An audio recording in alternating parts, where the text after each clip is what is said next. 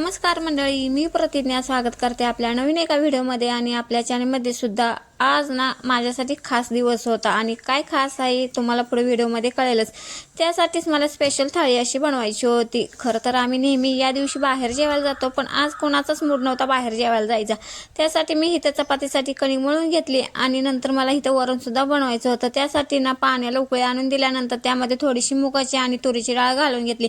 वरून थोडीसं हळद आणि तेल सुद्धा टाकून घेतलं आणि सकाळीच मंडईमधून ना खूप साऱ्या भाज्या आणल्या होत्या। खरं तर यामध्ये पालेभाज्या काहीच नव्हत्या, कारण पालेभाज्या आम्ही गावी जातो ना त्याच वेळी आणतो। इथं फक्त दुसरी मंडई आपली आणली होती, ती सगळी आता सेपरेट करण्याचं काम चालू केलं होतं। कारण मला आज आलू मटारची भाजी बनवायची होती आणि ते सगळ्यात खाली होतं, कारण मंडई आणल्या मी सगळं एका घमेल्यामध्ये ओतून घेतलं होतं।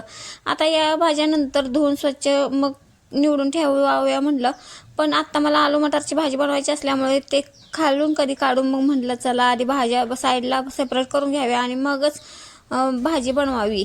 आणि आज माझ्यासाठी खास का दिवस होता याचा लॉंग व्हिडिओ आपल्या चॅनलवरती अपलोड केलेला आहे। साधे बटाटे खाण्यापेक्षा हे लाल बटाटा खाल्लेला चांगला असतो, म्हणून नेहमी आम्ही लाल बटाटे आणतो आणि छान भेटले। तर चला मग मी ह्या भाजी इथे काढून ठेवले। आज मी भाजीवाले झाले।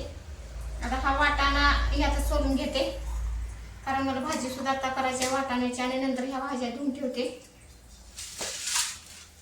एवढ्या सगळ्या भाज्या सेपरेट करून झाल्यानंतर इथं आपल्याला फायनली घमेल्यामध्ये असताना बटाटा आणि वाटाणा भेटलेला आहे आणि इथं मी वाटाणा लगेच सोलून घेते। आज अन्विषाला सुद्धा ना खूप आनंद झाला होता, कारण ते स्पीच कॉम्पिटिशनमध्ये फर्स्ट आल्याबद्दल तिला हे प्राइज भेटलं होतं, जे ट्रान्सपरंट पॅड आहे आणि तिला एक्झामसाठी हवंच होतं।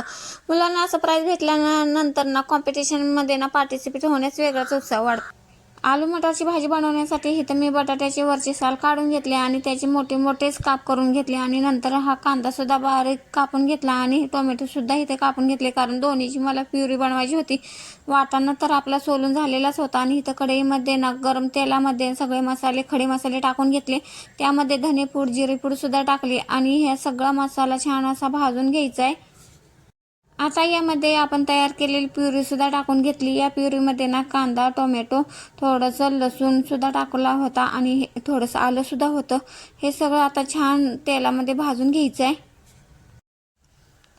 आणि या व्हिडिओमध्ये सुद्धा सांगते, कारण माझा या दिवशी ना बर्थडे सुद्धा होता, त्यामुळे मी ना गुलाबजाम फ्लेवरचा केक सुद्धा बनवला होता।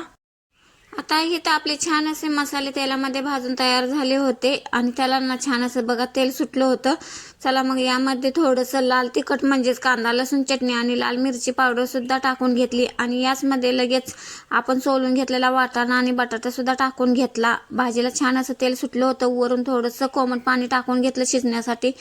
काय होतं, कोमट पाणी टाकून घेतलं ना भाजीची जी शिजण्याची प्रक्रिया आहे ती चालूच राहते आणि थंड पाणी टाकलं तर तिथं ती प्रक्रिया मंदावते आणि त्यामुळे ना भाजीला टेस्ट चांगली येत नाही, म्हणून नेहमी मी कोमट पाणीच टाकते। आणि इथं मला जिरा राईस बनवायचा होता, म्हणून एका पातेल्यामध्ये पाणी घेतलं, त्या पाण्याला उकळी आणून दिली आणि त्यामध्ये थोडंसं तेल आणि मीठ टाकून घेतल्यानंतर धुतलेले तांदूळ सुद्धा टाकून घेतले। भात शिजेपर्यंत चपात्या सुद्धा लाटून घेतल्या। एकीकडे आपली भाजी शिजून तयार झाली होती, भात सुद्धा आपला शिजला होता। मग म्हणलं चला लगेच त्याला फोडणी देऊन घेऊया आणि इथे मी कढईमध्ये तेल गरम झाल्यानंतर त्यामध्ये थोडंसं जिरं टाकून घेतलं आणि आपला शिजलेला भात त्यामध्ये टाकून घेतला।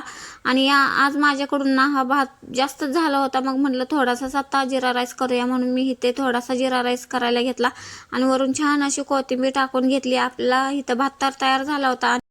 वरणाला सुद्धा ना छान फोडणी देऊन घेतली होती, पण त्याचा काही व्हिडिओ बहुतेक झालेलाच नाही, कारण अन्वेषा थोडीशी बाहेर गेले होते आणि या गडबडीत ना माझ्याकडून तो व्हिडिओ झालेला नाही। आणि इथं आपली भाजी सुद्धा तयार झाली, वरून थोडीशी कोथिंबीर टाकून घेतली आणि आता मला थाळी तयार करायला घ्यायची होती। इथं आपली छान अशी थाळी तयार झाली होती। यामध्ये गुलाबजाम सुद्धा बनवले होते आणि याचा लॉंग व्हिडिओ आपल्या चॅनलवरती अपलोड केलेला आहे। तुम्हाला कशी वाटली थाळी एकदा कमेंटमध्ये नक्की सांगा आणि हा व्हिडिओ इथे सेंड करते।